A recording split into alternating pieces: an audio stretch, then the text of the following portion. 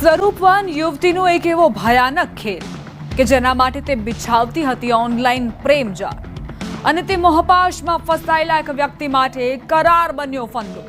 લાખોનું સોનું અને રોકડા લઈ રફુ ચક્કર થનારી સુંદરી કેવી રીતે હાથ લાગી તે જોઈએ।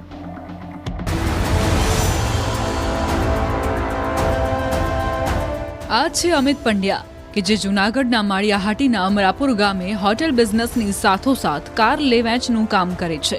34 વર્ષીય આ યુવકને થયો કડવો અનુભવ, કારણ કે તેણે પોતે જ પોતાના પગ પર મારી દીધી કુહાડી। સ્વરૂપવાન યુવતીના ચક્કરમાં એવો ફસાયો કે તેના મોહમાં આવીને તેની સાથે કરી દીધા હતા કરાર, અને આ જ કરાર તેના માટે ફંદો બની ગયો હતો। રોશની નામદેવ નામના એક હિન્દી ભાષી કે જે હાલ અમદાવાદ રહે છે 4-5 વર્ષોથી ના સંપર્કમાં હું આવેલો અને અમે લોકો સાથે રહેશું અને આગળ જતા લગ્ન કરશું એવી પરસ્પર સહમતિથી અમે લોકો સાથે રહેવાની શરૂઆત કરી હતી। આગળ જતા પછી અમે સાથે રહેવાના લીગલ કરારો કરેલા। ઓનલાઈન મેટ્રોમોનિયલ સાઇટ પર યુપીના ઝાંસીની રોશની જવાહર નામની યુવતી સાથે અમિત પંડ્યાનો ભેટો થયો। મીઠી વાતો અને સુમધુર અવાજમાં અમિત એવો ફસાયો કે તેની સાથે રહેવા માટે તૈયાર થઈ ગયો। રોશનીએ લગ્નના વચનો શું આપ્યા કે અમિતને મળવા માટે રાજકોટ બોલાવ્યો, અને ત્યારબાદ અમિત સાથે રોશની અમરાપુરમાં આવી। આ સાથે 6 વર્ષની ખુશી નામની બાળકી પણ લાવી અને બંને સાથે રહેવા લાગ્યા। 21 મે 2025ના રોજ બંને કર્યા સમજૂતી કરાર। એટલું જ નહીં, 9 જૂન 2025ના રોજ અમિતના જન્મદિને લગ્ન કરવાનું પ્લાનિંગ કર્યું, જેને લઈ અમિતે તમામ તૈયારીઓને ઓપ આપી દીધો। તો ઘરમાં પોતાની પત્નીને આપવા 10 લાખના 10 તોલા સોનાના દાગીના કરાવ્યા અને 3,73,000 રોકડા કબાટમાં રાખ્યા। આ વાત રોશનીને ખબર હતી। આ દરમિયાન જૂનાગઢના મકાનમાં રેનોવેશન ચાલતું હોવાથી તે ત્યાં ગયો અને તકનો લાભ લઈ રોશની દાગીના સહિત રોકડા રૂપિયા લઈ છુમંતર થઈ ગઈ। 29 મે 2025ના રોજ આ રોશની નામદેવ જે છે એ મારા ઘરેથી મારા 11.5 તોલા દાગીના, 3.5 લાખથી ઉપરની રોકડ, ચાંદી અને દસ્તાવેજો લઈ અને ઘરેથી કોઈને કાંઈ કીધા વગર નીકળી ગયેલા અને પોતાના ગામ ઝાંસી જવા નીકળી ગયા હતા। ગત તારીખ 21/5/2025ના રોજ બંને મૈત્રી કરાર કરી અને એક સાથે રહેવાનું નક્કી કરેલું હતું।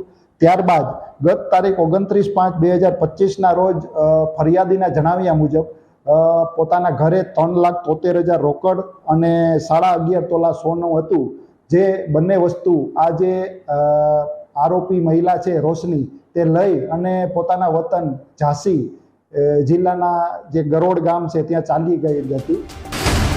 તારીખ 1 જૂન 2025ના રોજ રોશનીનો અમિતને વોટ્સએપ પર મેસેજ આવ્યો અને અમિતને ઝાંસી આવવા કહ્યું, જેથી અમિતે પણ પોતાના દાગીના અને રૂપિયા લેવા માટે તદુપરાંત રોશનીનો અસલી ચહેરો પર્દાફાશ કરવા જીવના જોખમે પહોંચ્યો ઝાંસી, જ્યાં રોશનીનો ભાઈ મયંક આવ્યો અને ગરોઠા ગામ ગયા, જ્યાં રોશનીએ અમિતને વિશ્વાસ અપાવી તેની સાથે આવવા સંમત થઈ અને રોશની તથા અમિત હરિદ્વાર થઈ 4 ધામ યાત્રા કરી। અને આ દરમિયાન ત્રિયુગી નારાયણમાં રોશની અમિતે સાદાઈથી લગ્ન કર્યા।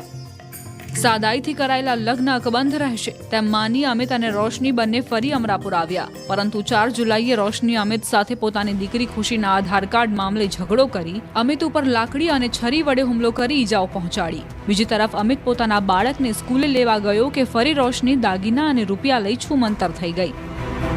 કે તેમની સાથે આ જે રોશની અને તેમના પરિવારે છેતરપિંડી કરી અને રોશની તેમના દાગીના અને રોકડ રકમ લઈ અને ઉત્તર પ્રદેશના ઝાંસી ખાતે ચાલી ગયેલી હોય, જેથી તેમની સાથે વિશ્વાસઘાત કરેલ હોય, તેથી ધોરણસરની કાર્યવાહી કરવા ફરિયાદ આપેલ છે। 2 વાર રોશની અમરાપુરથી ભાગી ગઈ, એ પણ રૂપિયા અને દાગીના સાથે, જેને લઈ જીવના જોખમે ઝાંસી ગયેલો અમિત ફરી રોશનીને લઈ આવી તેને પોલીસ હવાલે કરી છે।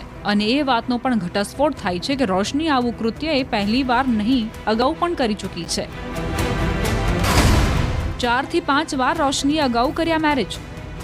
લગ્ને કુંવારી રહેનારી રોશની રૂપિયા માટે અગાઉ લગ્ન કરી છેતરપિંડી કરી ચૂકી હોવાનું બહાર આવ્યું।